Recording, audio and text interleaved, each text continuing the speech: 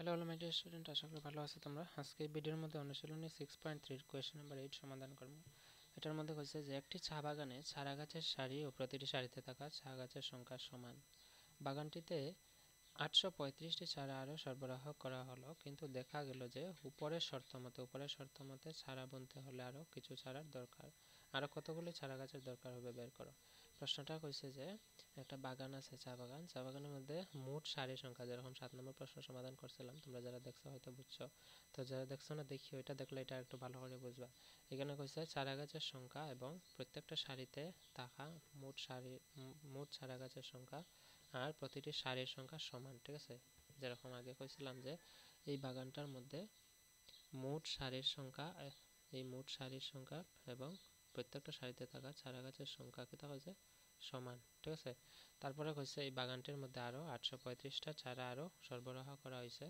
কইছে এই 835টা চারা আনার পরে দেখছে যে উপরের শর্ত বুনতে হলে, মানে উপরের শর্ত যেটা আছে এই শর্তটা বুনতে হলে আরও কিছু চারার প্রয়োজন। তো আরও কতটা চারা গাছের দরকার, ঠিক আছে। তো এটা আমরা করতে হলে আমরা প্রথমে দেখো এটা আছে 835, ঠিক আছে। তো 835-এর আশপাশে পূর্ণবর্গ সংখ্যা কি আছে এটা বার করতে লাগবে। যেমন প্রথমে আমরা দেখি 30-এর বর্গ কত হয়। 30-এর বর্গ হইল 3 × 9 = 900, ঠিক আছে। আমরা 29-এর বর্গ করে দেখলে 29-এর বর্গ 29 স্কয়ার 29-এর বর্গ করলে আমরা পাইব প্রায় 841, ঠিক আছে, 841। তো আমরা চারা গাছ আরও কয়টা আনা হয়েছে? 835টা। তার মানে 835-এর আশপাশে এই সংখ্যাটা আছে, ঠিক আছে। কথা হচ্ছে 835-এর আশপাশে এটা আছে, তো 30-এর বর্গ আমার নেওয়ার প্রয়োজন নাই। আমরা 841 অর্থাৎ 29-এর বর্গ নিলে হইব। কেন বর্গ ধরছি? কারণ আমরা জানি বর্গ মানে কি, বর্গর কথা অর্থ হইল যেরকম 7 নম্বর অঙ্ক করছিলাম যে √9 মানে 3 × 3। 3 × 3 কথা অর্থ হইল এটা যে প্রতিটি সারিতে থাকা চারার সংখ্যা 3টা এবং সারির সংখ্যা 3টা।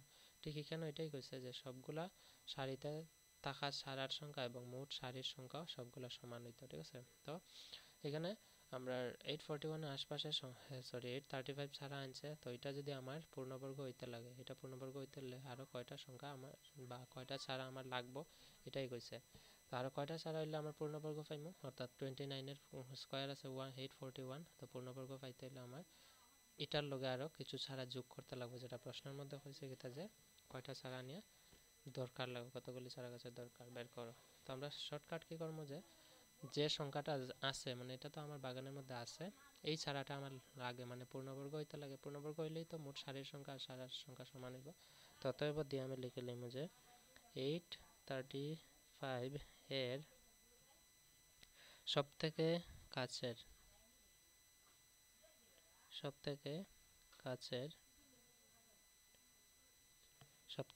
কাছের পূর্ণবর্গ সংখ্যাটি হলো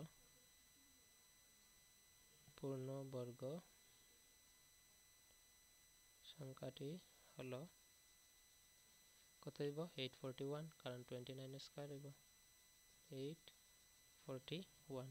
বুঝছো আশা করি।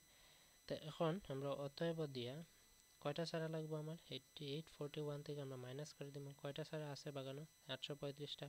তো আমার পূর্ণবর্গ হইতে হলে মানে মোট সারির সংখ্যা মোট গাছের সংখ্যা সমান হইতে হলে আমার 835টার আমি বিয়োগ করে দিব 841টা থেকে। তো 841 থেকে 35 বিয়োগ করলে আর লাগে আমার কয়টা? 6টা, ঠিক আছে। সমান হইব 6। অতএব দিয়ে আমরা লিখে নিব। একদম সিম্পল কোয়েশ্চনটা, যতটুকু কঠিন ভাবছো তোমরা ততটুকু না, যদি বুঝো তো শর্টকাট করতে পারবে। এরকম প্রশ্ন পরীক্ষা আইতে পারে। তো আমরা লিখবো যে আরও 6টি চা গাছের প্রয়োজন। বুঝছো আশা করি। এটা হচ্ছে কোয়েশ্চেন নাম্বার 8-এর সলিউশন।